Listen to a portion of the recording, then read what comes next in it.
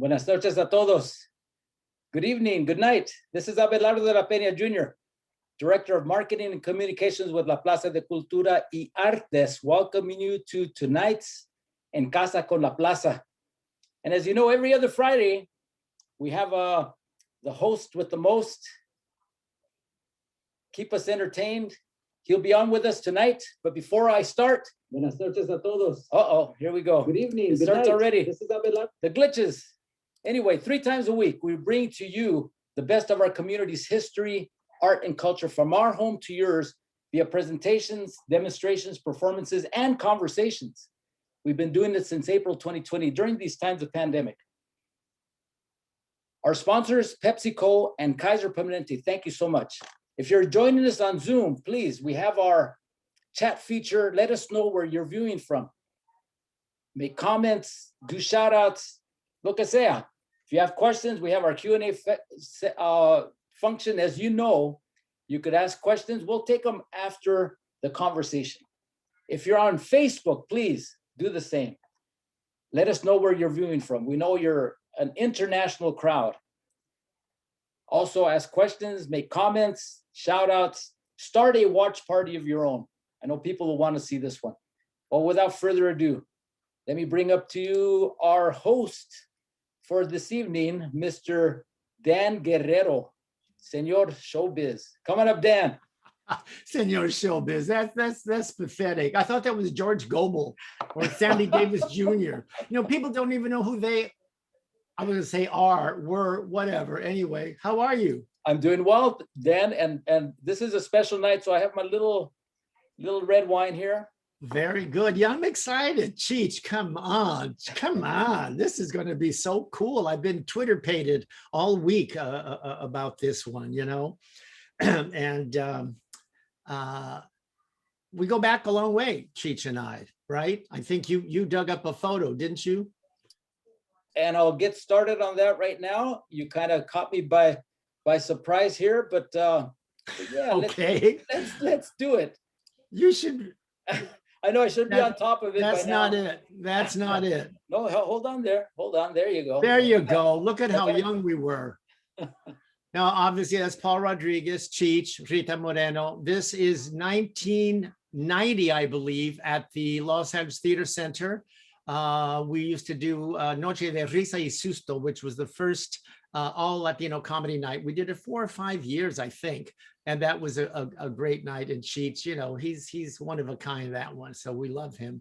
So I have a lot to cover with him. So I'm gonna go away, Dan. I know. Yeah, I could have heard your counting feelings. The moments. I'm counting the moments because I want to get to Cheech. I'm so excited. All right, bye-bye. All right, goodbye. See you in a little while.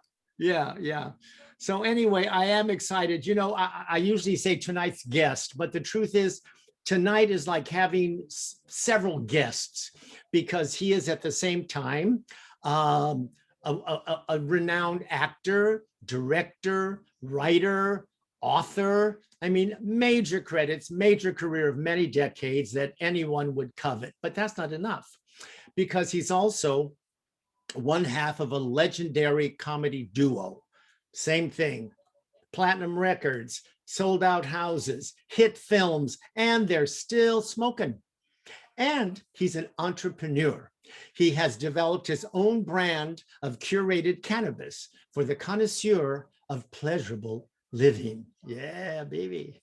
And he's a distinguished art collector.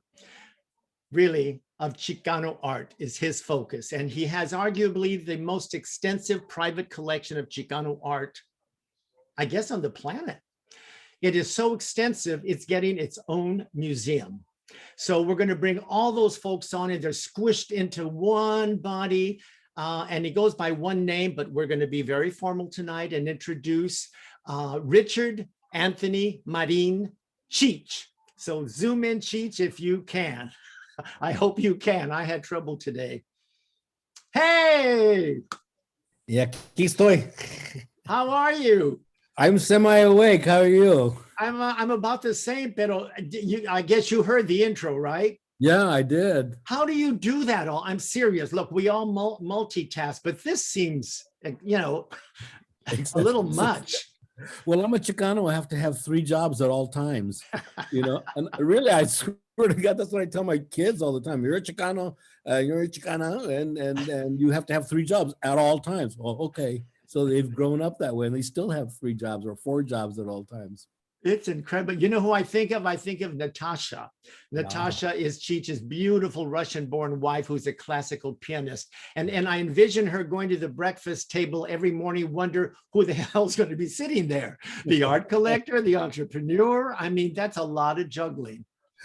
The Cancer with a bad moon rising. Yeah, you never know, man, in the morning, especially because I mean, during this COVID period, like I wake up, or no, I get out of bed like between 7:30 and 8 every day. And I presume I get dressed, but I'm not sure. And I walk around the house, and then I don't really wake up until 12:30. Yeah. And I can find myself relate. wandering around the house. Where am I? What? Oh, it's daytime. Oh, so And there, I would imagine there are some days where the art collection takes over, or it's a day where the acting. And you were telling me not long ago that all of a sudden you had like this gaggle of acting gigs all show up at the same time. It goes like that in show business. I had this premonition about a week ago. I was on the, we have a place on the desert we spend most of our time, and I had this premonition. I just was sitting on the porch, and I saw these kind of, in my mind, these like fireballs coming down from the sky. I swear, this is honest to God truth. I if it wasn't the truth, I wouldn't admit it. But they came down, and they were like big job offers. And I go, I'm not looking for any work. What was happening? And that's what I'm going through right now. I'm just, it's these big job offers that came in, and I stood there out of the blue. So, okay. Well, and there's that part of one, I think, where you never get over that when it's there, you better grab it, because someday it may not come, Somebody wants to hire me. All right. I knew that picture and resume would pay off, the 300 I sent off. How did they find me? It was because I just signed up for a big picture right now that I'm leaving in a couple of days to go to the Dominican Republic for. Oh, wow. It's this new J-Lo picture called something or other. I'll think of it. Here's what J-Lo. That's enough. That's enough. So ya me voy. Wow. But that came out as a divorce? No. Shotgun wedding, excuse me. Oh, all right. That's Shotgun wedding. And everybody's gathered down. It's a big bubble down at the Dominican. And so we'll see what's up, but it should be fun. Great cast. It has to be. Is this the first kind of big film gig during the pandemic where you're going to be dealing with all the?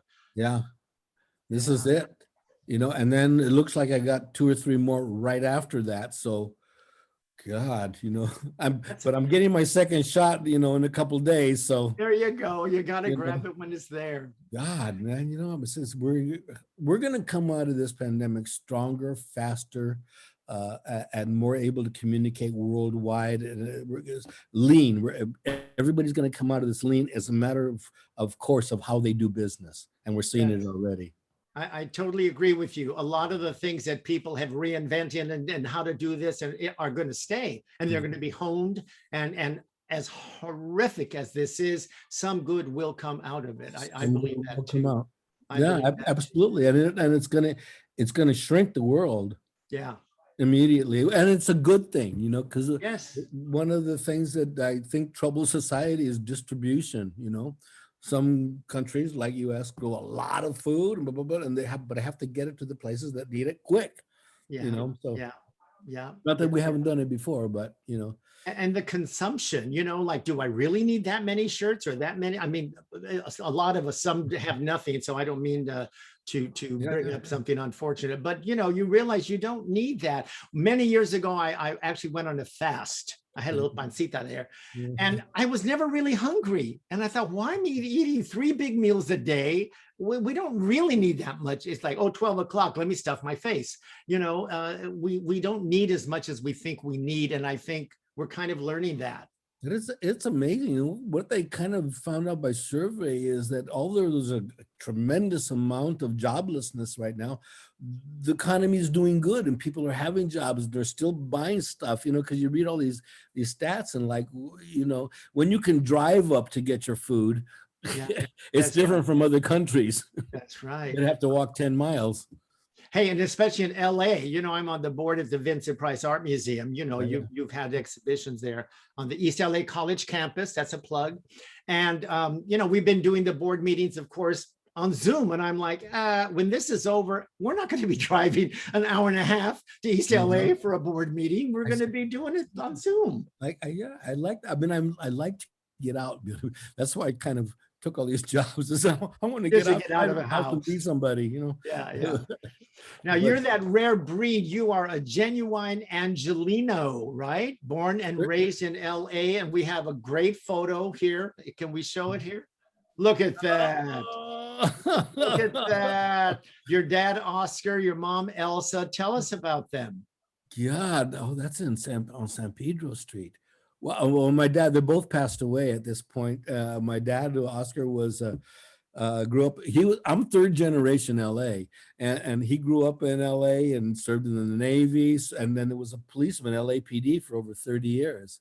And my mother ended up working in the high school I went to for like almost 30 years too. Oh, wow. That had to be a bad thing. She could watch you every minute. Well, she didn't do it while I was there, just while my sisters were there. Oh, okay. You know, who needed looking over, you know. Yeah, yeah, right.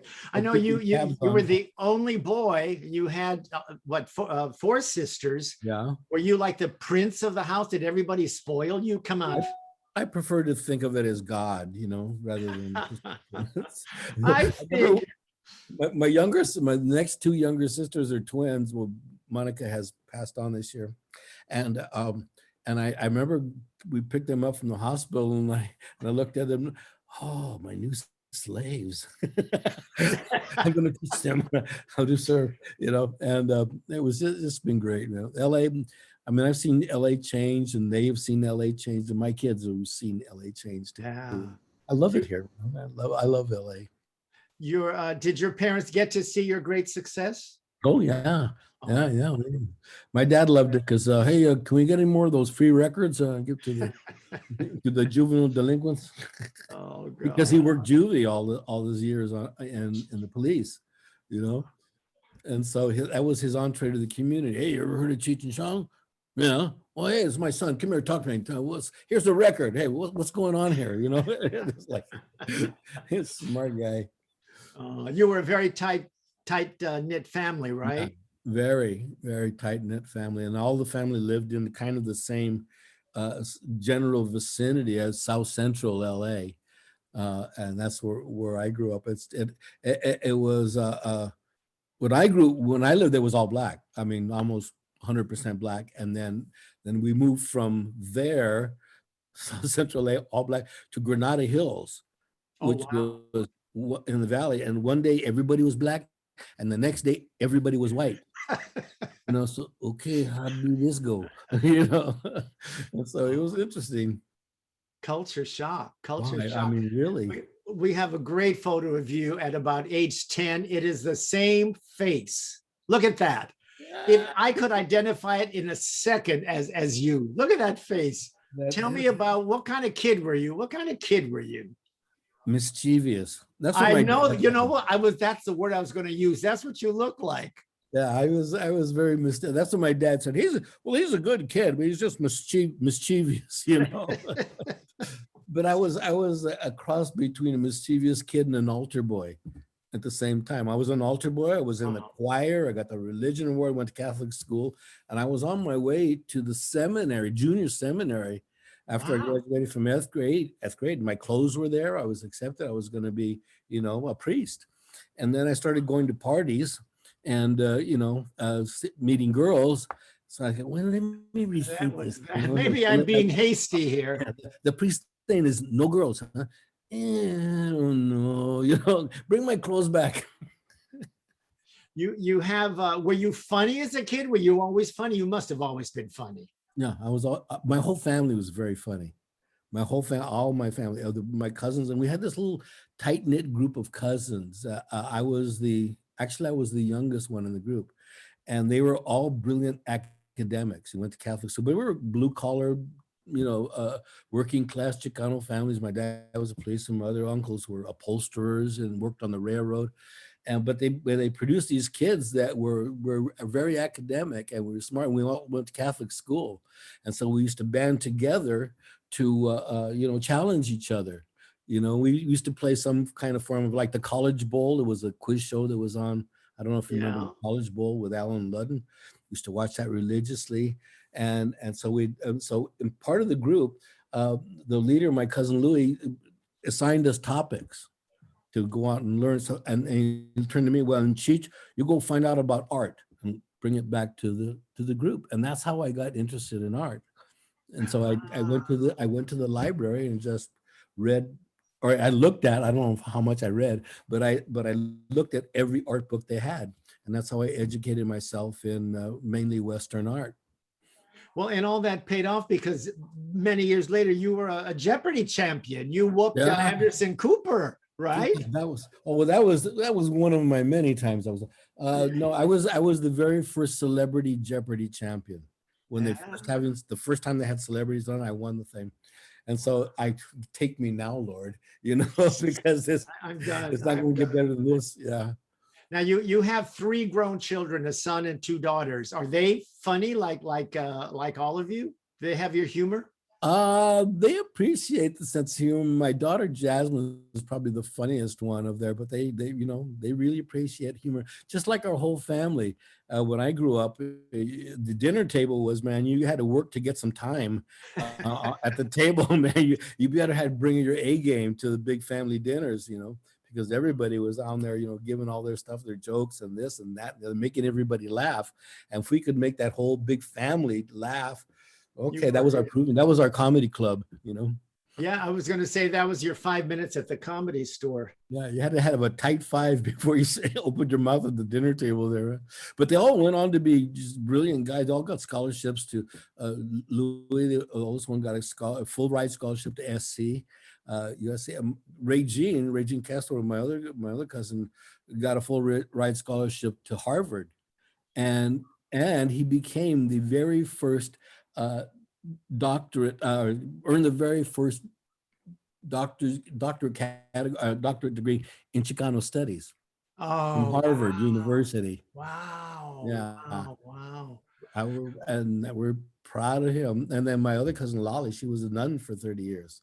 I just escaped by the skin of my teeth. You dodged that bullet. Yeah. Now you went to Cal State, well, what is today Cal State Northridge. You graduated from there and you majored in English. What were you planning to do when Vietnam kind of interrupted and you left for Canada? Yeah. What were your plans? What did you think you were going to do? I was going to be the world's greatest potter. My last semester in college, it was called Valley State there, Valley State University College, and it wasn't Cal State Northridge yet, but it was Valley State. Yeah. And my last semester in school, I saved all the classes that I had pushed off for 4 years, and I was going to take them, and I still had a couple spots I had to fill, and so this is really cute girl that was standing in the registration line with me, and I says, well, what are you taking? She says, oh, I'm taking pottery. You should take it with me. Okay. And so I ended up going to this pottery class, and first time I threw a piece of clay or centered a piece of clay on the wheel, all my recessive artistic Mexican genes came popping out. Pottery, we've been waiting for you. Come on, we got cups to make, And I flipped out. I quit my job. I quit all my other classes, and I just did pottery from time of the. But at the same time, the Vietnam War and the protests were going on very heavily, and I joined. I was heavily involved in the draft resistance movement, led by David Harris, and he came to our school and he's the one that made the most sense.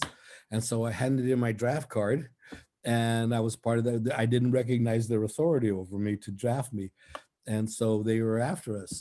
They started sending a lot of my group, actually, Leavenworth for 4 years or 8 years, something like that. I mean, it was like, and so what they did is the Hershey, who was director of the draft, issued this directive that anybody who protested at the draft center or turned their card in or burned their card or caused any shit that they didn't want, they would immediately be reclassified. And I was still a student in college, reclassified 1A, drafted and sent to the front lines in Vietnam. That was his fix.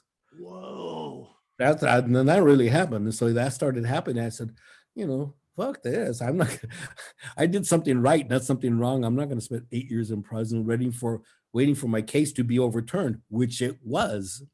And so at the same time, I got an offer to go to Canada to be an apprentice for a very famous potter, Edgar Hancock. And so, fate, really, that's my guiding principle, fate. And I went up to Canada, and I was there for the next 3 years, and living in the Canadian Rockies, making pottery, hunting bears, and I was like, I was right from Hollywood and Vine, man. I'd never seen snow before. Wow, my jaw is dropping. I never knew about this chapter. This is unbelievable. It was, it was unbelievable, man. It was like, I took my wife, Natasha, I told her over the years, I lived in this place, and it was this little place. And during the winter, there was less than 10 people that lived there, And so every day I'd have to cross this big steel bridge to get across the river, the Elbow River, and up to the place where I worked with this guy. And 12 years ago, a flood came through the town and took the town out, the whole town.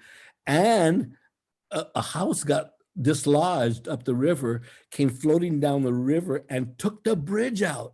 It was just a big steel bridge that the government built, man. It's like, and that's kind of the place that I lived in. So it was, and there was a lot of moose and elk and deer and bears, and which we, But it must have been a beautifully serene time. I mean, not the bridge going up, but the times you were there, right? It was the purest part of my life. Yeah. I lived in a little log cabin with a pot-bellied stove, chopped wood every day, had coal, and went to the river for my water, but every day. And I worked at, and it was the coldest winter in 80 years in Alberta when I got there. In Alberta. And so like during the month of January, the high was 20 below. Oh my God. That was the high. It got down to 70 below one night. And it was like, now that's ridiculous. Yeah. That shouldn't be. Yeah, you'd have to wear like a long sleeve shirt at that time. Oh yeah. And maybe a scarf. And maybe a sky, yeah. But let me ask you, does any of that pottery exist? Any of the ceramic stuff you did, does any of it exist? My mother had it all. But I didn't. I was true Chicano. I sold it all door to door. I took all my semester's work, put it in a little wagon, and went door to door in Sherman Oaks. Knock, knock, knock. Hey, you want to buy some pottery? $5. Oh, okay, that looks good. And I sold it all in one block. And that's You're all. kidding? In Sherman Oaks. In Sherman Oaks. Yeah. Wow. So it was like, but. There was a thing. There were all the students at that time the art students were getting so hung up on their work. Oh, my pot, I made this, and the painters, oh, my little thing, so the teachers got tired of hearing that shit. And so what they did is the potters sold their pottery. The pottery teachers sold their pottery by the pound. And it had to be, you could only buy 5 pounds or 4 pounds or 10 pounds. And so they would like knock off neck and handles. And okay, that's 5 pounds. There you go. And the painters sold their paintings by the square foot. And you could have any square foot from anywhere in the painting. And it shut all these kids up, like valued lesson, man. Oh my God. Like, my jaw can't drop anymore. 20 times it's dropped already. That was so much fun. I mean, it was right in the Canadian Rockies, the foothills of the Canadian Rockies, wow. Provincial Park. And it's like, you don't really realize how big a moose is until you're standing under it. They're huge. Well, Speaking of moose, Yes. while up there, you met a fellow named Tommy Chong. I Now, did. how did you go from being in this lovely wilderness and mountain man and at one with the universe and Yeah. stargazing, and all of a sudden you're doing comedy in a strip joint? Because that's what his family owned, a strip joint, right? Yeah. Well, eventually but in the meantime, in this little town, they had one little restaurant. And the guy that owned it was a jazz saxophone player. And he had this little trio where people would come out from the city and they have a little weekend and they play jazz. And I was always a singer all my life. So that was the only place to go, you know. So I made friends with a guy, Gordy Schultz. And I said, I know I used to be a singer, you know, I was, you know, on rock and roll. So he said, well, we'll come and sing with us tomorrow night. We're playing. So I started. So then I was the singer for the band. And I started playing with this band wherever they went. They went up to Banff and, hey, come on and play the gig with us. And I did. And they were going to Hawaii. They wanted me to go with them there. I said, I can't go to Hawaii.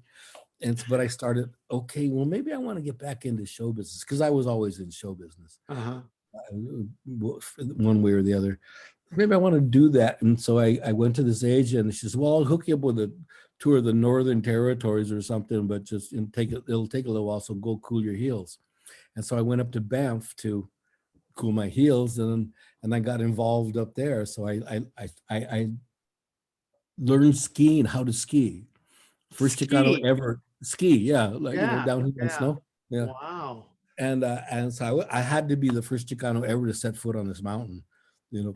And at the end of a month, I broke my leg terribly skiing, compound fracture, broke it in half. And so then I was in a cast, for full-length cast for 6 months with crutches and everything. And I, you know, so, but my buddy who I was roommates with, hey, why don't you come to Vancouver with me? You know, that's where I'm from, and we'll go there, we'll find something. So that's where I went. And that's where I met Tommy Chong in Vancouver. In Vancouver.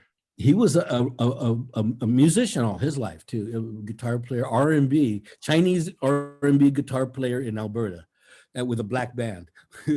Makes sense to me. Yeah, so he was. But I heard about this legend of this guy, Tommy Chong, when I was living in Calgary, and he had written this big hit record for Motown called "Does Your Mama Know About Me," which became a standard. Everybody recorded it. Diana Ross and the Supremes, Stephanie Mills, the Harlettes from Bette Midler and the Harlettes.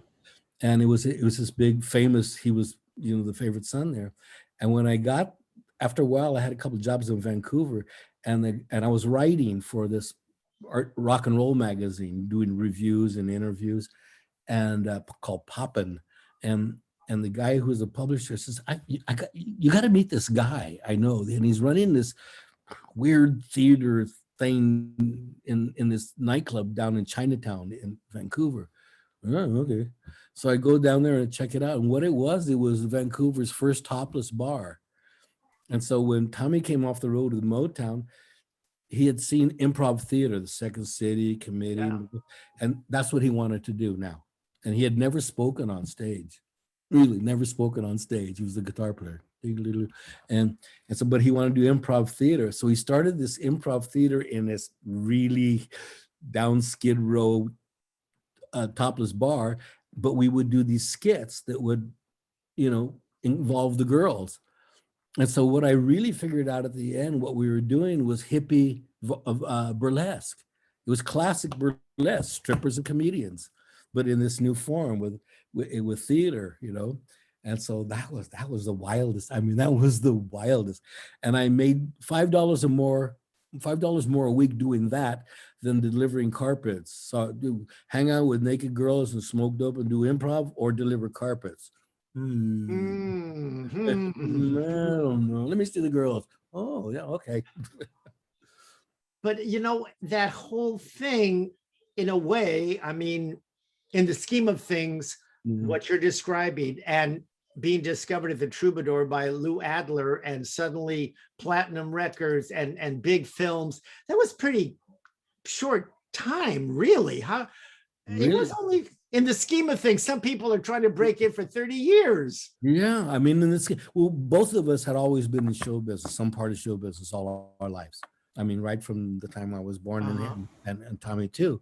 And so when we got to we did that for 9 months, that troupe with the dancers and us, and then it broke up like all those groups do. But it had to give birth to something. So Tommy and I, he says, well, we'll do it by ourselves. We'll form a band. You're a singer. I'm a guitar player. We'll be like a lounge act. Maybe we'll play Vegas and do little skits every once in a while. Yeah, okay. So, but we got to go either to New York or LA. Well, New York was kind of cold, and I was from LA, so I knew places, but I was also wanted by the FBI at the same time. For real? For Yeah, real? yeah, because they drafted me Yeah, while I was yeah, in Canada, and I was yeah. conspicuous silence when they called my name, you know, and so they were after me, and so I was kind of, but I knew my case would go to court, would go to some court at some level, Court of Appeals, and it did. 6 months later, but it was a little dicey. The court case my case got thrown out along with 600 other cases. Wow. That was totally illegal, First Amendment issue. But within a week, I got another notice to appear for physical. This is 3 years later. Wow. And so, but I had broken my leg skiing bad. I got a pin in it, and it goes. I still have it, and so I went to take the physical, and the doctor pulled me out of line. Everybody's standing around in their shorts, and he comes out to smoke a cigarette. The doctor, yeah, with clipboard, and he sees me across the room. He says, "Hey, you with the leg, come over here." And I came over, and I had my X-rays with him. Okay, here's my X-rays. Okay, come on in the office. Look down. He's smoking the whole time. Okay, look at that, and he goes, okay, you're 4F. Physically unable to kill people. Or tap dance. Or tap dance, and so I got out of the draft that way, or the Army that way. Unbelievable. It's all meant to happen. Of course. I mean, of course. Absolutely meant to happen. I mean, how else would it happen? Yes, I agree. They say there are no accidents. That literally was not an accident when you had that accident. Yeah, I mean, it really was. I mean, everybody kind of like when you make it after a long time, but they don't know the years you put in before. Sure. You got hit by dumb luck. Yeah. You got hit by dumb luck because you were standing in the middle of the intersection waving your hands in a fluorescent suit for years. That's and working like a dog quietly, so that when that moment came, you were ready for it. You were ready. You had to be ready. When it's like being a pinch hitter. Yeah. All right, you get up and smack a home run. Oh, okay. I've been sleeping, but okay. So you had this amazing career, obviously, Cheech and Chong, and then you had this breakup in the mid 80s, which eventually, of course, led to your huge solo career, big films. Although my favorite, I know you worked with lots of big stars, but you can't beat Born in East LA. I'm sorry. That is why don't you re-release that, Cheech? That movie. It's available anytime you want on any platform. Oh my God. I'm really proud of that movie. Oh, you should be. And let's remind people, he wrote it, directed it, starred in it, and it is hilarious, and it's funny, and it's provocative, and it's just such a wonderful film. It's just as relevant today. Yes, that's why I'm saying which is a shame. Yes, but yes. Also something to be proud of at the same time. So I was very proud of it. Now, so you had this obviously a big solo career, but was it easy? I mean, you'd been a duo, you'd been the two of you that whole, and suddenly you're alone out there. Was the transition to being a solo artist easy? I knew I could do it. It wasn't easy, but I knew I could do it. Because I thought, well, how do you be anybody else but Sonny and Cher if you're Cher? Yes. How do you establish being just Cher? How do you establish being Cheech? And so I just did everything that I got offered, as long as it didn't have a big joint in it, so because I wanted to establish this other way, and the way it happened for me was animation. Voiceovers, and with Disney started to hire me. I did Oliver and Company, which was a big hit, and then I started getting the big one. Lion King, Cars, and I was in those, and all of a sudden, that reignited my spotlight And so I kept doing other gigs, and then somewhere along the line, I ran into Robert Rodriguez, and he was a young kid and just had come to town with his little film student film that he made, and he was getting a lot of attention on the circuit. And he grew up with Cheech and Chong, and he was a young guy. So I met him. Oh, well, you got to be in my movie. When I make my movie, you guys, okay, well, kid, as soon as you get funding, let me know. And he did. So I've made 8 films with Robert over the years. Desperado, all those Spy Kids Yeah, 2, Spy Kids, yeah. And it was wonderful to be in that troupe there, And then he has his little company. He has a little company of Yeah. actors like the old days of studio system, Yeah, no, he's going to be part of the, well, we'll get to that. When we get to that, I'll tell you about it. But all these Chicano luminaries are coming out of the woodwork now, and they're getting a chance, and they're being recognized for what they are. I mean, when you have J-Lo singing not the national anthem, but singing at the inauguration, that's a big move. Big, huge. She's amazing. Yeah. Amazing, J-Lo. God amazing. bless her. God bless her. During this same time in the mid 80s, when you broke, you two broke up, and then you had your solo career taking off, that's when you really, I believe, started to seriously collect art. But it wasn't Chicano art originally. You were just collecting art, right? What brought that on from that earlier time when you were studying art? What brought what made it happen? Well, my love of art and my knowledge about art and what it was, because when I started studying it and getting an education in it, I realized very quickly that paintings you had to see in person. You can work different for other mediums, sculptures or woodworking, but paintings you have to see in person because of the quality of paint and the things that it can do. It can be opaque, it can be translucent, it can be layered. It's a really malleable medium. So I started going to museums. This little Chicano kid, by himself. I used to go by myself, take the bus down there to LA County and just walk through the museums. And okay, I know that one. I don't know that one. Okay, and I would educate. And every place I went now, every city that I went, if I had time, I would go to the best museum there. It's like every time I was in Washington D.C., I go to the National Gallery. And so I built up this knowledge. So when I happened upon the Chicano painters, I eventually, in my ramblings, got introduced to galleries that held Chicano painters. I knew what good painting was at that time. And so when I saw their paintings, all these artists, these guys are really good, man. They can really put it on. And why aren't they getting any shelf space? How come everybody doesn't know about this? So I started collecting, and I was the perfect storm. I knew what the art was. I had money to collect it, and I had a celebrity in order to proselytize for it. And all those 3 things came together. And as soon as I got the collection to be big enough, all my friends in the art world said, you got to show this. You got to show these things. They don't do you any good under your bed or in storage. You got to show this. Oh, okay, well, you do that. So I started going around, and what people don't realize when they go to a museum to see an exhibit of outside work of the museum is that it takes sponsorship, because it's a very expensive proposition. Very expensive. And so there I joined up with this company in San Antonio that did these shows, and we started going around to every corporate boardroom in America pitching our Chicano traveling show. And from the time I first started the concept, and I started working with Stacy King, who was running this thing, that was 10 years until we had our first museum. 10 years, man. Yeah, I remember you're telling me that getting sponsors was not a walk in Echo Park. No, it wasn't. We almost had the Army sponsor.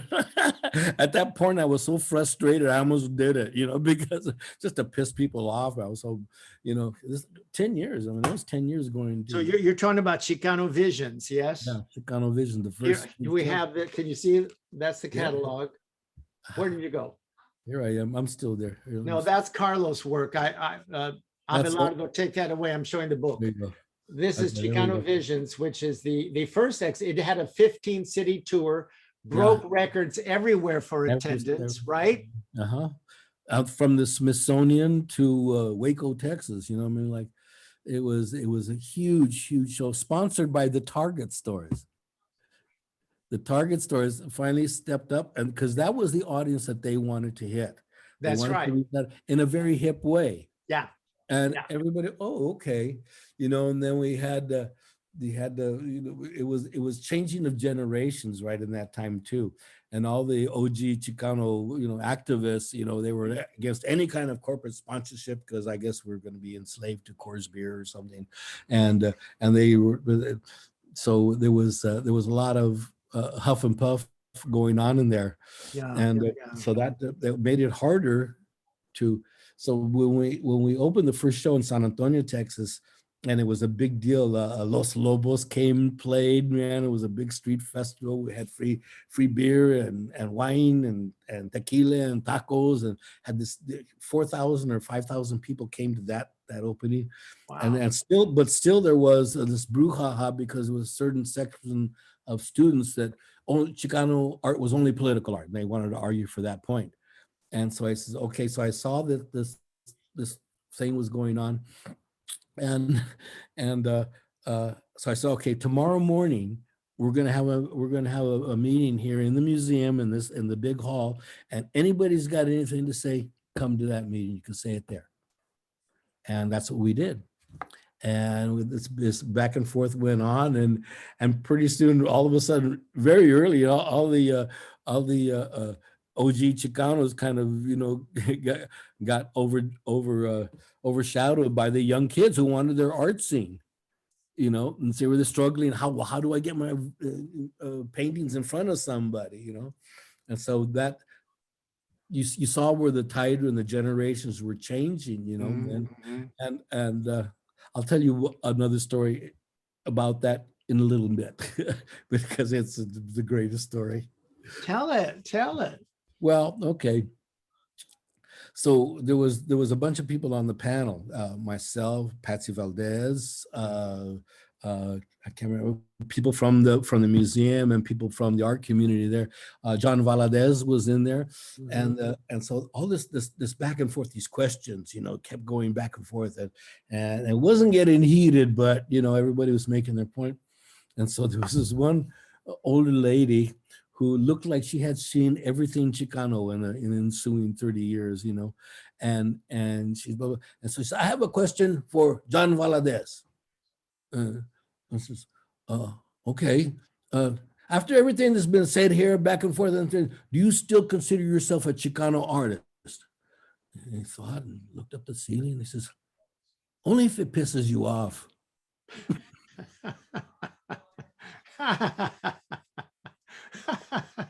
Well, I think only if it bothers you.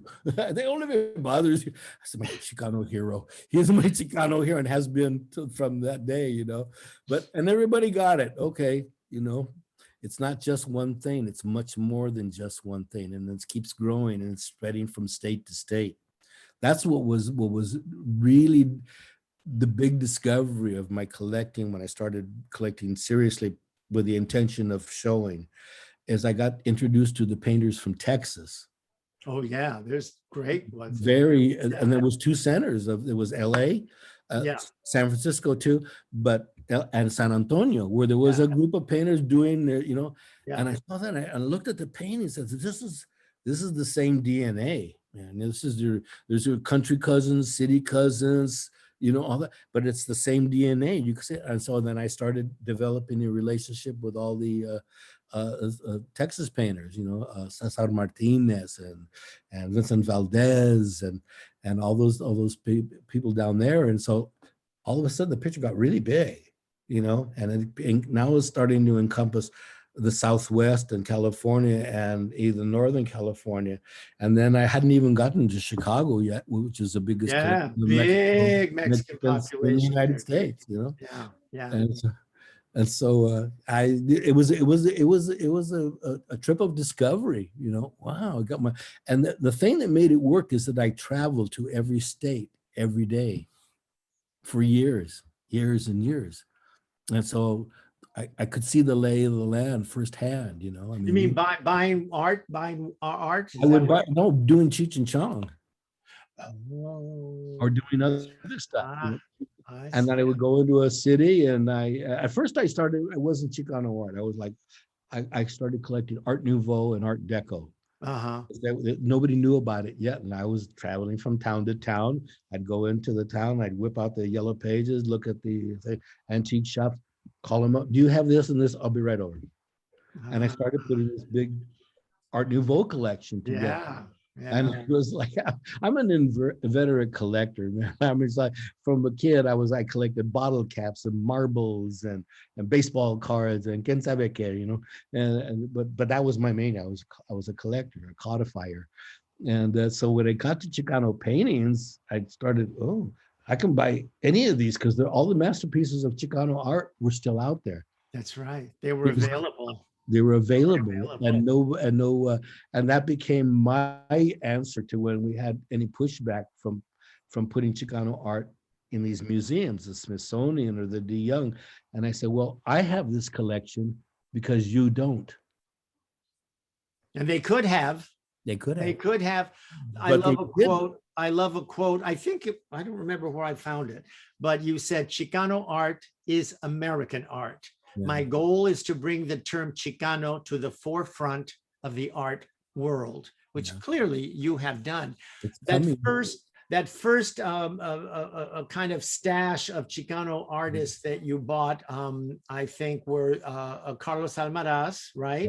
Sure. I think Frank Romero. And this is one of Carlos' work, It's beautiful work. The Boating Party, which is incredible. And I dug up a photo that I thought you would enjoy. Okay. You may remember or know, I'm sure you do, that Carlos and John Valadez, who you mentioned, shared a studio. Look, this was in the 70s. And look how slim we all were. Anyway, this is obviously John Valadez on the left. That's me in the middle, and Carlos Almaraz. And they shared a studio on Spring Street. And that piece behind us is Cookie Dreams, I think it's called, which is John's piece. And John is going to come on and say hello right now. So yeah, John Valadez, you want to zoom in? Hey, Johnny. Hey, what a great talk, man. Oh, wow. When is the last time you guys saw each other in person or anyway? A while. It's been a minute. It's been about a year. Yeah, okay, yeah, but I call you around your birthday because it's close to mine, and you know I'm sentimental and all that. Yeah, man. I wish I could Stories. get together. I hear some of the stories. I hear another like chapter and stuff. It's really yeah. cool. Yeah. Well, I don't want to tell the police too much, you know. No, I remember the one. I mean, the one about that I heard. I was honored, and where you went to get a physical, and you guys ran out. Were you like semi-nude or during a physical? Yeah. And the General Hershey guy, he ended up selling the free press on Hollywood Boulevard. He had like missiles on his head. That was General Hershey Bar. There you go. That's the guy. Yeah, that was the same guy. General Hershey Bar. That's right.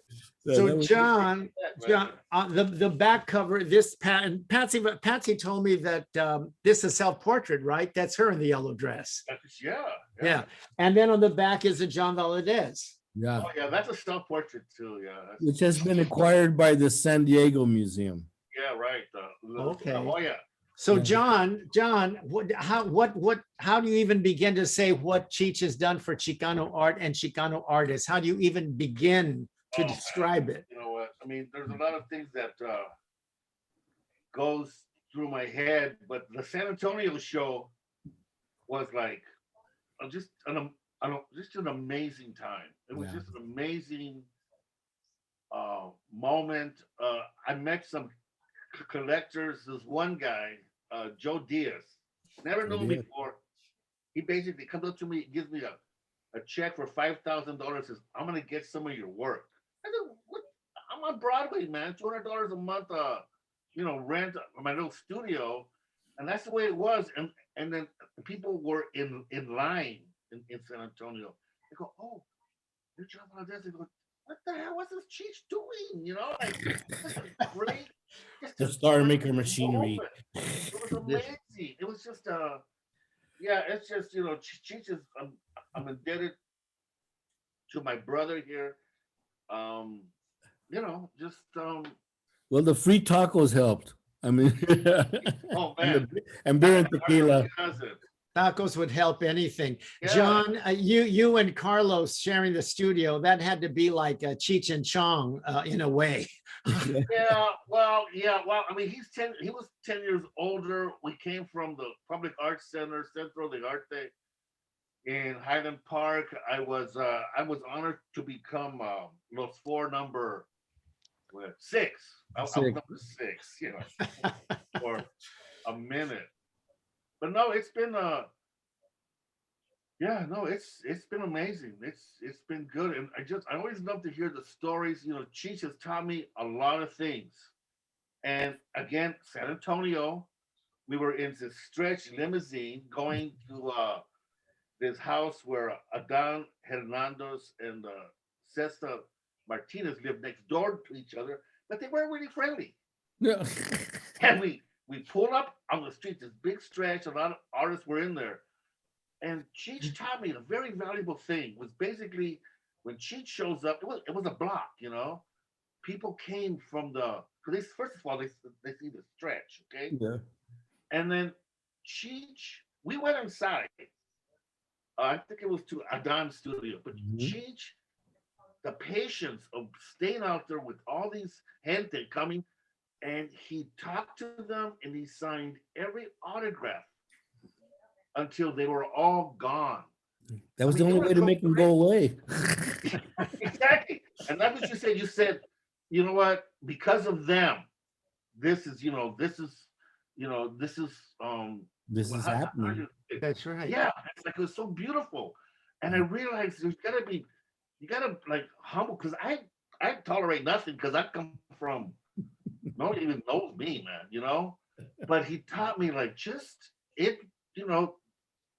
you have to give everybody their respect when they come at you. Not that people have come at me waiting for my autograph. I have another story about that, but I won't go there. Like, Cheech signs it. He has the book to me. I sign. A woman goes, "Who the fuck are you? What the fuck? You just ruined my book." Cheech's signature. So there's always the other side of all. It's really cool. So I mean, this is what this guy does. It's like it was the funnest part of so far my life when doing. Everything was really cool. And also sometimes there were shows that we would go to, and he calls me over, we start talking, chit-chatting, and he's talking and signing autographs, and we're talking. I can't do that. I can do one thing, either I can talk or I'm just sitting there. But he could, because his skills, he has these kind of skills. The ability to write in English, I think that's a big one. Now, Cheech, you never met Carlos, right? You never had an opportunity to meet Carlos. I had opportunities, but I was in and out of town all the time because I was working. I was on the road, and I'll meet him next time I come in, and then there was no next time. Yeah. And I really regret it, and I'm kind of glad at the same time, because people who you worship and are your heroes, you kind of want to keep them there. Yeah. Sometimes you're validated, the person, sometimes they're not. So sometimes you're disappointed. Yeah, he was one of a kind. I will tell you that. Go see the documentary Playing with Fire. Yeah, that's right. Playing with Fire. That's the most unflinching documentary I've ever seen. Unflinching. Yeah. And that's the strength of it. Yeah. He was something. I still miss him. I mean, he Yeah. passed in 89, but Wow. he was just this giant figure, So, John, thank you for stopping by. We appreciate it. And we have some parting gifts for you. La Plaza is going to send you a t-shirt And a taco. Good. and a taco. Thank All you. right. Thank I you love for you, Johnny. including me, man. All right, you guys. All Hey, right. John, Bye, I'll Johnny. see you soon. Okay. Um, Thanks for coming on, man. you're obviously this wonderful, this was incredible, the artist, and as you say, from everywhere, and so many. I love this one of No, Herbert. Herbert's lens that one By of the Torres. Your collection got so vast, I know it's over 700 pieces, I believe, Yeah. that you're going to have your very own museum. You know, How about that? Look at there that. it is. The Cheech. It will open about a year from now, less than a year from now. It's in the Riverside, California, in the Inland Empire, and the community supporting it. And so this is another piece of the It's three stories, 3 levels. Yes, it's 3 levels, 66,420 square feet, 420 being the operative number, So it was meant to happen. Yeah. It's a museum that 420. Okay. And I believe they came to you, right? It's not like you were looking. They came to you. Tell us how that all happened. Well, I was doing a show, I think, works on paper, because I divided our sublet. I divided the collection into very different categories after the first Chicano Visions show, which was all paint, works on paper, religious works, all small works, and then I would turn them in different iterations, because you could get into more museums that way, because it wasn't this long lead time to get into LACMA or to the De Young or the Smithsonian. That's it takes years and years to kind of, even if they want you to because they have to put you in their line. Sure. But smaller museums, I could get them, and that would get to the community much quicker. You could go to Waco, Texas, and you can go to Bellingham, Washington, and you could play the big museums there. And they were not going to get to LACMA or the Smithsonian probably, but I could bring the art to them, and that made a huge difference. So that is that when you, because I love, where is it? Is that when you did the Chicanitas? Oh, this is fantastic. I love that book. Oh my God, this show was at VPAM, Vincent Price Art Museum, and no piece of work was larger than 16 inches. Yeah, something like that. And it was amazing. And as you said, it gave an opportunity for artists who were emerging. They weren't quite well known yet. They wouldn't get into the Smithsonian, but this toured as well. Melissa Banks Richardson, right? She keeps you sane. And she had a lot to do with all these other exhibitions that came from this. Well, I've got all these things going on here. The aesthetic origin of doing those little shows came when I was with Tommy, and we were in Amsterdam, and we were making a movie. I think Cheech and Chong's next movie, but it was shot in Amsterdam. And so we were in Amsterdam for 6 months or something like that. And so whenever I had any time off, I'd go to their museums, and they have great museums. They have the Rijksmuseum, which is their big, and they have all the Rembrandts and all.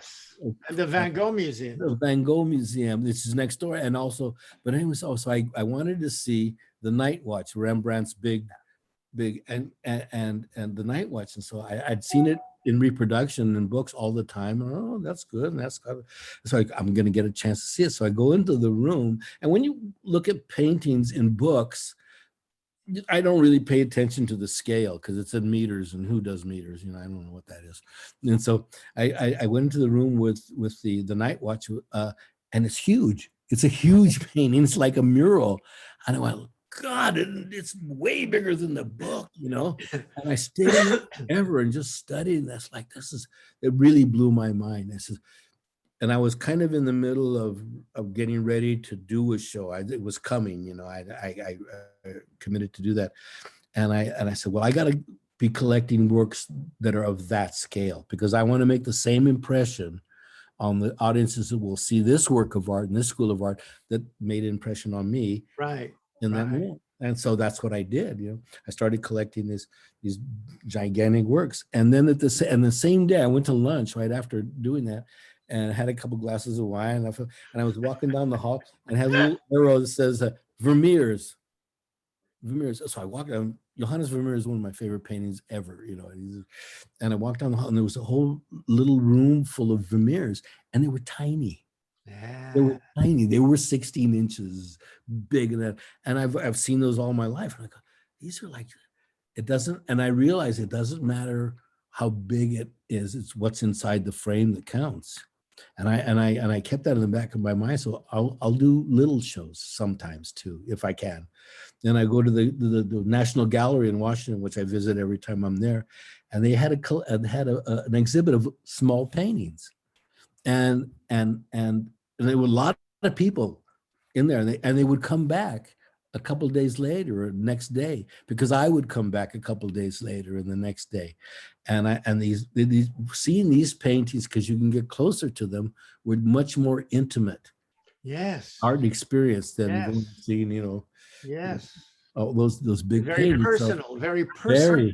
very, and I took that away. So okay, that makes as much of an impression as these is huge, and maybe even more, because they're personal to you.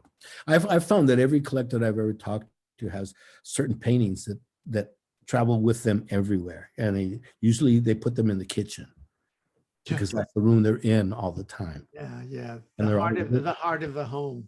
Yeah. Well, I remember when I walked into the big space at VPAM, and it had that wow factor, because you just saw this long line and you couldn't wait to go to each one and look at each one. And I remember specifically the framing. The frames were sensational. Oh, and thank I you. asked who did them, and you said you did. Yeah, I picked them up. That's part of the fun, you know. But I mean, each frame was unique, and it was incredible. Oh, thank you. This exhibition was incredible. I loved it. That's a good, and I've done 2 of those, and then a couple shows of works on paper as well, you know, because and so at the Cheech, have we gotten there yet? We're there. Okay. The Cheech. The museum, which came out of the sky, man, fell on top of me like the house from the Wizard of Oz. Yeah. And because I didn't know what they wanted when they first, because I was doing a show of works on paper at the Riverside Art Museum, was just a couple doors away. Mhm. And it was the biggest show they'd ever had, attendance wise. And so the city manager, they had this building. It was a incredible modernism building, in the 50s, and there's one of the best modernism building you'll ever see, because in the 1880s, Riverside, California was the richest per capita city in the United States. Wow. Because of citrus. Oh. They grew valleys and valleys of oranges, grapefruits, angelos, you know, everything. And they built a railroad into the groves, packing houses along the way, and they shipped citrus. And this is 1880. Shipped it to all over the world, and they became very rich doing that. So they commissioned all these classical buildings by the prominent architects of their day, and this particular one it was kind of the most modern building of the buildings that are on the museum row. I don't know if anybody has ever been out to the Mission Inn in Riverside. Yeah, sure. It's a classical historic. It was a national monument. They do the big Christmas thing every year. Beautiful. I'm going to say it's beautiful. The museum, the new Cheech, is directly next door to that. It's directly next door. And so, you know, we're going to get a lot of people come and see it. And we're trying to make the experience as fun as it possibly can be. So we'll do events that'll draw people in there too. Because I told these guys, don't you have like an orange blossom festival here or something? You know, I asked the city council. Oh yeah, we used to, but then there was a fight about who was how many Budget, probably. trees, or no, it wasn't that. It was an aesthetic problem, and then we don't like this, or then so they stopped doing it. I want to have an orange blossom parade, you know, because the smell. Because I grew up, and when we moved out into the valley into Granada Hills, it was orange groves. I And- remember back in the 50s, you drive from LA to San Diego and you get that wonderful smell, that's before Disneyland ripped out and freeways, but it was beautiful, the orange blossoms. I want to create that again and so, I mean, wouldn't you want to go to a festival in Riverside and fall in love to orange blossoms, man? You know, it'll be great. So we're, you know, everything's. I can't even imagine putting the first exhibitions together, but I know you're also doing some collaborative work already, because my previous guest was Eduardo Diaz from the Smithsonian Latino Center, and he said you two are collaborating on an exhibition of the Torres brothers, right? Yeah, De La Torre brothers. Yeah, they're of the vanguard in art right now. They're working in this medium called lenticular, and it's, you know, when you buy like a little holy card that has Christ's eyes and they move and they follow you around the room, you know, that particular thing is called lenticular, and it's a plastic that refracts light as you move across it and reveals another image. You know, it's like in film, it's called a wipe. You wipe, right, and another image comes in. And they've been working on this for a number of years, and I kept tracking them on this, you know, watching them. Because they were glass blowers. They're originally glass blowers, and they made rascuache, rococo, Chicano glass, you know, and like you never seen anything like this. And so, but they were working on this lenticular thing, and they finally broke through, and they have made this fine art, and it's like, and every artist that comes over to my house that sees this, they're mesmerized, and they stand in front of that painting for an hour or two, or see it. Where are they from? Where are they from, Cheech? They were born in Guadalajara and very early moved to San Diego, because they're this weird mixture of Mexican Danish, mother Danish from Denmark, I believe, and father from Guadalajara, and so they back and forth, and they're right on that border in the tide pools where evolution takes place, you know. And they reflect both of those, I mean, in the true Chicano fashion, and they're very, very intelligent and very skilled and innovative, and they're being recognized all over the world right now. And so we're really proud to have them be in the inaugural show at the Cheech. And then after that finishes that show, the Smithsonian will take them on tour. And, the full official title, we love calling it the Cheech, but it is the Marin Center for Chicano Art, Culture, and Industry. Not industry anymore. Oh, good. Because that part I'm like, oh, I don't know, you know. Oh, good. All right. Okay, I'll come. I mean, I'm energetic, but I don't know if I'm in. Oh, good. Okay, good. So aside from the paintings, and there'll be sculptures and photography, and what else can people expect? There'll be an academic aspect to it, because we're in the middle of 5 universities: University of California, Riverside, San Bernardino State, and 5 museums, and we'll call upon those museums to add their particular expertise. So there'll be an academic part of it. University of Cal State Cal State San Bernardino has great workspace, great studios, a great hot room for making glass, and big studios. So we'll use it there, and everybody will keep adding to that. I just got off the phone with Robert Rodriguez, and he is going to run the film, the inaugural film things there. He had this program that he took to the Directors Fortnight in Cannes, in the Cannes Festival this year. They invited him to, and he presented this program, how to make a film with $7,000. I mean, can you still do that? I guess you can, right? That's how he got his first one as a student when the University of Texas, and made it for $7,000. What the program teaches you to do is everything in a film. The writer, director, producer, cable splicer, editor, run the craft service, transportation, all those things that you have to know about to make a film. And the program is to teach how to do it. And we're going to run a contest, to bring out filmmakers under this aegis of how to make a film in 7,000, and we'll do it annually. And it'll be an ongoing program. Yeah. And young people you can do a whole film, as you know, with an iPhone. I mean, that'll be a category. That's right. They don't, monetary restrictions is not an issue. Oh, he's showing up. That means he's pushing it. Don't you dare push, Cheech. Give me 2 more seconds here. I had one more thing. But a couple more quarters then. Yeah. Wait, those beds, quarter in. All right. He's so mean. Okay, I guess Cheech, this has been fascinating to me, and I'm sure to all of you, right? Think you. Oh, I hope you enjoyed it. I do. I love making these talks. This is much more intimate, I think, than anything. Oh yeah. We're learning how to find the intimacy in that, rather than have 20 people on the screen and you wonder who's talking. We're learning how to do this, and this will be the vanguard of how we go forward. That's right. We do have people that have been writing questions in. So you want to take a few? Sure.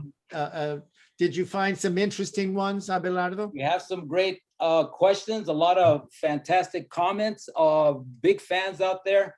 And Dan, got to give it to you, because you bring the intimacy to En Casa con la Plaza every other Friday. You've had some great guests, and I think this is one of the highlights of this whole pandemic, unfortunately. But this has brought that intimacy, these conversations to the forefront. So thank you, Dan, for that. And thank you, of course, Cheech, for participating in this one.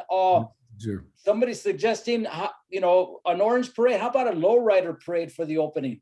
Well, that'll be part of it. That'll just be part of it, because my intention, they don't like me to say this as much because they're still raising funds for the museum. Because what you learn is what I've signed up for is fundraising for the rest of my life, Yes. You have these ideas of, no, you're going to raise funds, dude, because you want to do programs. You want to do programs at the museum. And but my goal, after we get everything established here, is to start in the same area of the world's first lowrider museum. Oh yeah, because it is an art form, and it's worldwide. Oh yes, it's a big in Japan, big all over Europe, South America. There's it's American art form. And it's an art form, and it's not cheap. Those cars go for a trip. Didn't Magoo do a fantastic car? Yeah. Wasn't it my family car? Yeah, Magoo did amazing. But it recognizes all these artists that are have been working for a long time. I had an interview, one of these with for the museum, with Cartoon, the tattoo guy, the other day. Cartoon is probably one of the most well-known tattoo artists in the world, right? And so he starts explaining, the origins of his art and why he does it that way. He says, why did you choose tattooing? You could have been a painter, obviously have the talent for it. You could have been a graphic artist. You could have been why did you choose a tattoo? He says, well, not everybody can afford a painting, but everybody can afford a tattoo. Well, there you go. No practical-minded Chicano, man, and it made sense. Okay, I get it. And you can take it with you. Yeah, I knew. Well, you're gonna try it. Yeah. So there's some. Here's a little tattoo shout out for some. There's a website you can go, cheechandchongtattoos.com. Go check it out. Oh, Cheech. You have so many. The Cheech's Stash website. Yeah. And then the Cheech Marin website, and then the one you're talking. It's just like you're an empire. Of Cheech and Chong on your body. And Cheech and Chong, yeah. You will be shocked and amazed. Right. Well, we have from let's see, John Cabra. He says that the Riverside Art Museum Facebook page has information on the groundbreaking activities. Groundbreaking is scheduled for March 2021 for the Cheech, and the Cheech is targeted to open December 2021. Is that right, Cheech? That's the theory. Even with the pandemic, they hope to open this fall. Yeah, I think we'll be okay by then. You know, I think this is because now it's yeah. going to pick up speed. You know, the inoculations are going to pick up speed, and the availability was going to pick up, at least in this country, is going to pick up speed. No matter how bad they got off to a start, the focus is on ending this pandemic. I think you're right. I thought maybe a lot of the work on it had stopped during the pandemic. If they've been doing the construction and everything. Well, we don't have to build a whole building. We just have to change it into a museum. Right, but I heard it's $13 million to reconfigure it or It's something around there. It's like 10 stuff. Yeah, but we've raised the money. Who'd have thought? How about that? Listen, your uncle that gave you the nickname of Cheech would never have dreamed this, huh? He would never. My uncle Urbano, he came in when I was born. He came in and he brought me home and put me in the crib, and you know how babies when they're born they're all there, and he looks at it and goes, "Ay, parece un chicharrón," and that's how I got my name. And it's stuck. For chicharrón. Well, we have from Christina Carlisle. She says, Cheech, be sure to mention your book. Cheech is not my real name. And she listened to the audiobook. What a riot. And also the book Chicano Visions at the LA County Library, LA Public Library, and also at laplazatienda.org. We have Cheech's book. We have all of his books online, so check it out as well. Thank you. Yeah, please. I mean, that's how I started off in any kind of thing is writing. I still write, and I'm just finishing up a novella right now. I'm almost done with it. You're kidding? You're writing a novella? Yeah. Wow. Yeah. Is there a part for an old gay Chicano? Because I'm available. I'm still writing. Okay, write it in. I'll do small parts. I'm not proud. All right, but it's this novella, and it's a story of this young Chicano kid, basically, and grows up in LA, and he belongs to the world's smallest minority. He's a Mexican vegetarian, you know. I smell Brussels sprouts tacos. Forget it. But it's a very mystical story. His mystical story, and it's very good. Hopefully. A couple more questions here. Ruby Vivas is asking, Cheech, do you have a favorite art piece? And if so, why is it your favorite piece? Well, you know, in this collection, picking a favorite piece is like picking out your favorite child. You know, it's the one who's giving you the least amount of trouble at the time. That's your favorite. No, you know, it keeps changing. Every time I think I have a favorite piece, you know, something else comes up, if I had to pick one, if I put a gun to my head and they pick one, I would think it's Un Tarde en Meoque by Wayne Healy. It is just that painting jumped off the wall at me when I first saw it. I mean, really, literally jumped off the wall. And I didn't even ask how much I was. I'll buy it. It could have been $1 million, but that painting jumped off the wall and talked to me, and it still does. And I always have it in my kitchen, whatever house I'm in. I was going to ask you how you pick the works. I mean, because it is a very visceral, really. Yeah, right? It is.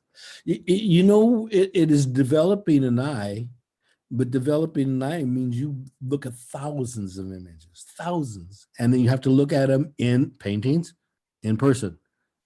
Go to a museum or a gallery, see them in person. That's when they come. That's when they get plugged in. You know, that's when they come alive. Because I'm of the belief that paintings are alive and they're imbued with the creative spirit of the artist. And every time you pass them, they're giving off some little low hum energy to you, you know, and it becoming part of you. And I think because the paint is always in motion through the drying process, you know, it's changing. I mean, a Rembrandt is still changing, you know. And so I think they're alive. I mean, to me, they're alive. And so every time I pass a painting by Carlos Almaraz, I'm getting his energy. Yes, that's true. I mean, I really believe that. And so that's kind of what I wait to feel, that energy. And it is manifested to me because I will dream about those paintings. And once the paintings get to my dreams, that's just a matter of time till I can go and get it, buy it, and stuff like that. But it happens all the time, you know, but it takes a lot of prep to get to that position, you know. But everybody can develop an eye, but it takes the work. You know, you have to go see them. You have to put in the miles, and then it'll come to you. I have one quick question, and it's my show, so I get to ask it. Oh, When you did, when the Chicanitas exhibition was at VPAM, you did a presentation on Chicano art with a projection. I guess Melissa put it all together. I don't know, but it just blew me away. It was fascinating. It was so smart, and it was so education. It gave me an education, and I wonder if you ever filmed it. Have you ever filmed that presentation? I think we have, you know, because I've done it a lot in a lot of different. It's terrific. I mean, it's really impressive. It was really fun, you know, and like to see an audience come alive that way by being introduced to something new that's mind-blowing and really kind of touches their aesthetic heart. I see it happen a lot, and it's like and the refrain is always, well, I didn't know about Chicano art, and I didn't know if I liked it, you know, or I didn't like it, you know, because I just heard about it. But I like this, and that's the reaction all the time. And I just at this point I go, well, I'm really glad you like it, because that's why I'm putting it in front, you know, because they're the messengers, they're the missionaries that are going out there, and right. My refrain is always, my motto: Chicano art is American art. Yes, just the recognition of it, and that's what we're in the process of, the recognition and the growth of it. As far as I'm concerned, and the research that I've done, I think that because of the length of time that this school has existed and the breadth of it across many states and many generations, it is, to my way of thinking, the most significant art school in the history of this country. And it's still continuing on. Other schools, Hudson River Valley School or abstract expressionism, you know, they have their little moment, and usually it involves a very small group of artists. This is multi-generational and a lot of artists. Now it's the kind of the grandchildren or Latinx, but they're Chicanos, children of Chicanos, you know, but the same art, the same description of the community. And what it is the sabor. It is not the explanation of the community, it's the sabor, the feel, the taste of it. And you get this by all the aspects of Chicano arts that comes together. It's really important.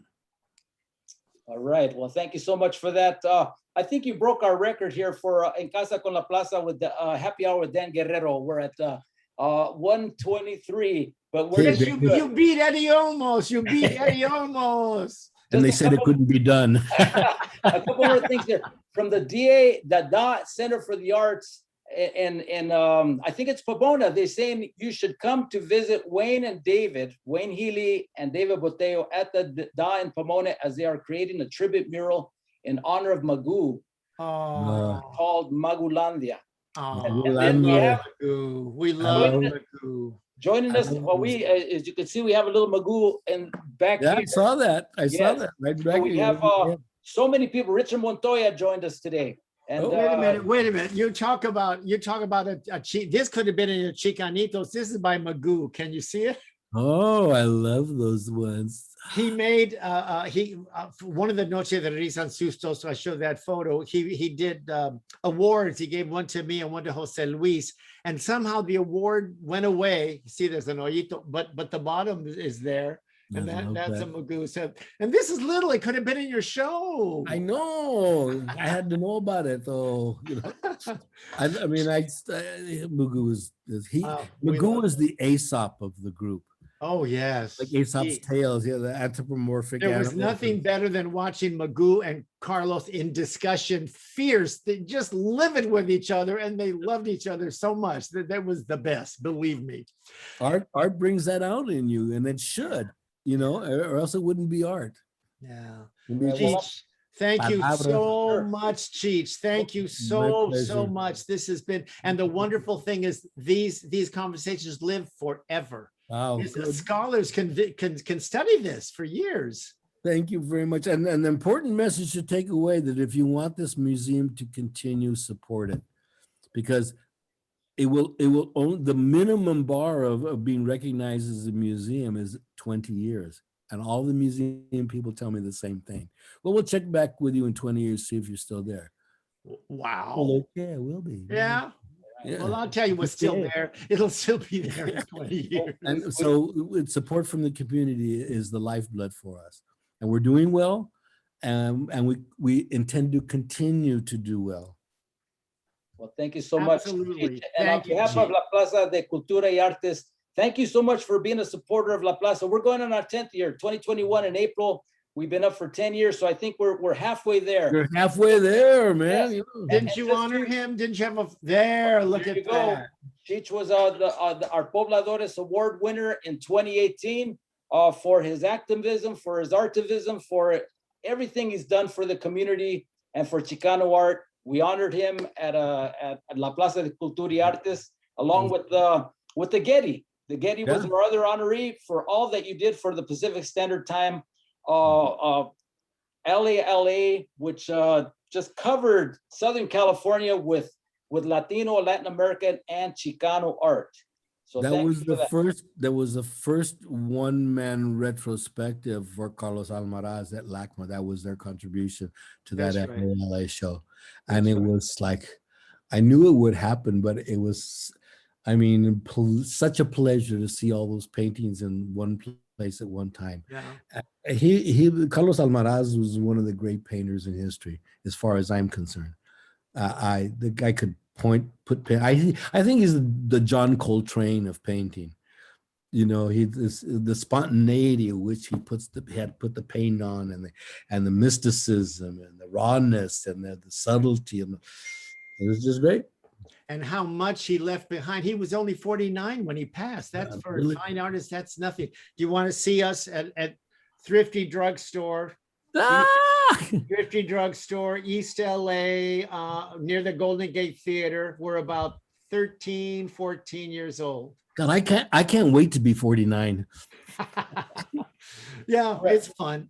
Okay, speaking of Carlos Almaraz, at La Plaza de Cultura y Artes, when we closed the museum, unfortunately, back in March, we had just ready to open a show called Carlos Almaraz, Evolution of Form. Some of his early work, which along with his later work, that is still in our gallery, still waiting for all of you to check it out when we reopen. But for now, you can check it out at lapca.org, our website.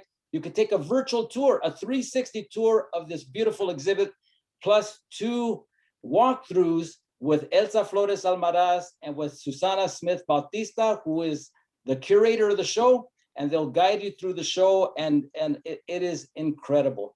So thank you for mentioning Here's to Carlos. Here's to Carlos. Here's to Carlos. Hey, Carlos. this is tequila. All right. So with Thanks, that, guys. Thank you, Cheech. Thank you, Cheech. Thank you very much. We'll see you next time, and coming to see the Cheech. all right. Sounds Well, like well, absolutely. and people are asking how to get invited to the opening. So you let us know, okay, Cheech? Or Write you let me know. your address on the back of $1,000 check and send it in. Yeah. One last personal remembrances. Get a job with the caterers. Get a job with the caterers. That's how to get the opening night. One last personal remembrances. I worked 20 years ago or so at a PR company, and I helped to do the public relations for your show at the Albuquerque's National Hispanic Center, and it was incredible. You were just on it, just as Dan was saying, and as John Valadez was saying, open to everybody, just welcoming. The artwork was incredible. The artists were treated so well. Yeah. So well. I remember having to fight with Target because they wanted to change all the gallery lights red, Target red. And I told them, no, man, we got to show the art. Yeah, and yeah. Thank you so much for that. I really a big shout out to was Target, man, for 7 years. Yeah. They did that. You know, they put millions into that show, and it was that was the final push. All to the right. mainstream. Yeah. Bueno, gracias por todo. Gracias por Right, todo. thank you, Gracias a Cheech. todos. Thank you, Dan. Thank you, Cheech. Okay, just to get to the commercials again, thank you to Kaiser Permanente and to PepsiCo for sponsoring En Casa con la Plaza. We're here 3 times a week. Next Monday, we have our cooking demonstration on Monday at 3 o'clock. Beer battered mushroom tacos, talking about vegetarian Mexican. Hey, Chihuahua. There's quite a few. Anyway, beer battered mixed mushroom tacos with Wendy Centeno from Guayaba Kitchen.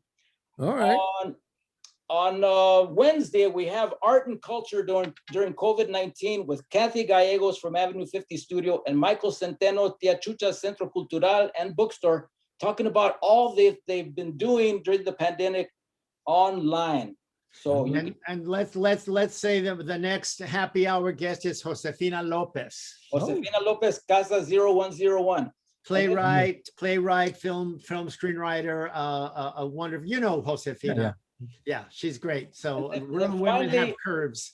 Finally, last commercial, next Friday, La Música Tropical in LA with Guido Herrera Yance from Yambu Productions. He has put on some incredible concerts, the Cuban American Music Festival, all of our Summer of Salsa programs at La Plaza de Cultura y Artes.